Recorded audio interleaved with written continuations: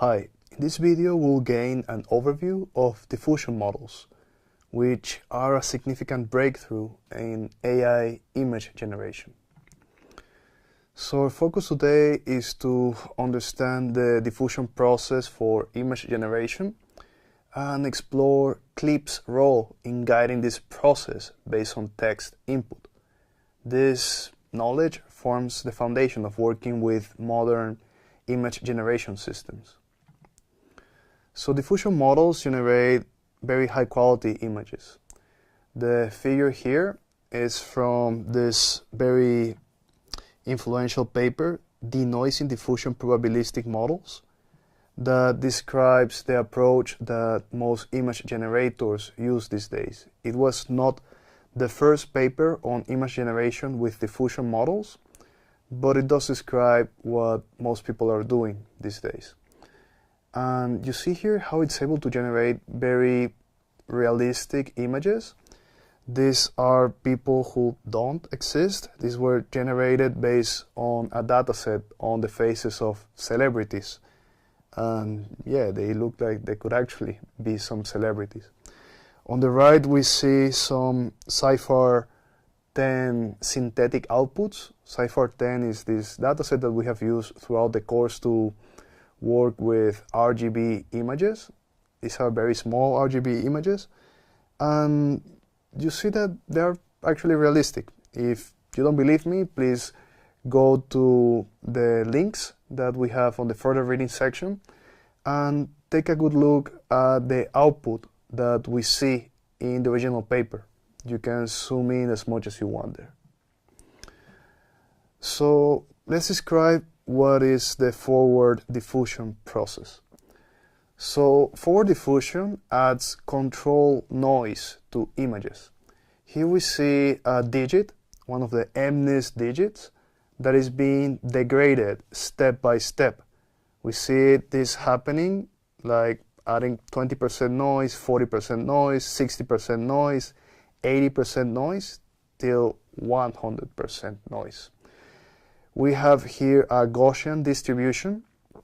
That is what we use to generate the noise. And in the bottom right, we have a physical analogy of ink diffusing in water. This is mirroring how the image information is spreading during the addition of the noise.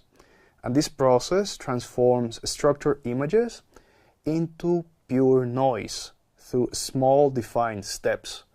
So why is this useful? Why do we get anything out of corrupting an image step by step? Well, if we know how an image is corrupted step by step, then we can create a model that is going to try to predict the level of noise at any step and subtract it from the image. And this is how we can reverse the noising process. So we have here this step that will be the output of the diffusion model, this thing that looks like pure noise.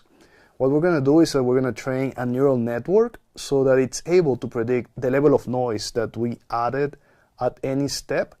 And then we're going to be producing something that is close to the original image. The interesting part, though, is not creating exactly the same image, but producing something that is kind of similar to what we corrupted initially. So let's take a look at how the forward diffusion process works. Here we have this equation, Q of x given x at t minus 1, describing one step of forward diffusion. N represents a normal distribution. The mean term square root 1 minus beta at t times x on t minus 1 preserves part of a previous image, while beta at t sets the noise variance. You know, at beta t, we increase this from 0 to 1, like where we're going to be increasing the noise gradually. This is called a noise scheduling. And the process is representing how we're going into this original image into something that is step by step being corrupted. This I that you see here is the identity matrix, ensuring independent noise per pixel. The Python code implements the forward diffusion equation in a very naive way. This is not the way that you would implement this in the real diffusion model that you will run to generate your corrupted images, because it's lacking a very important trick that is called the reparameterization trick. This is going to be explained in the notebook that comes with the session. This is because we need to do this trick because the sampling process, the random sampling process, breaks backpropagation. So we need to express the adding of noise, not exactly like this, but in a slightly different way. This is going to become more clear and it's going to make more sense once you see it running, once you see the output of the normal forward diffusion step, and then what will be the output of doing this thing with a reparameterization trick. So, okay, we see this process being happening here sequentially. Then let's see what happens in the other side. We need to do the reverse diffusion. We need to learn how much noise are we adding at any particular step in order for us to remove it. And the most common architecture that is being implemented for this is unit, the same unit that we have used for image segmentation. We can use it to reverse the diffusion process. So here we see the left path compressing the noisy image, and then we see the right path reconstructing the image using skip connections. So we see that some difference that is common to see in these units that are used for reconstruction is that they usually use the GELU activation. This provides a smoother gradient during training and avoids having too many features disappear. So features do not die out on 0 as often when we do the GELU activation function. This is a slight difference with what we see in the previous code that we use for semantic segmentation. You're going to be having a better overview of this, and you're going to have the experience of working with this hands-on in the practical notebook that comes with the video. So something that is quite important about the current diffusion models like DAL-E and Stable Diffusion 3.5 is that they are usually guided by the clip model.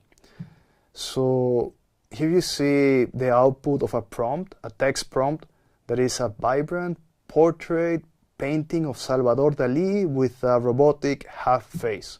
This is an illustration that I took from the DAL-E 2 paper. And on the right you see the architecture of Stable Diffusion 3.5.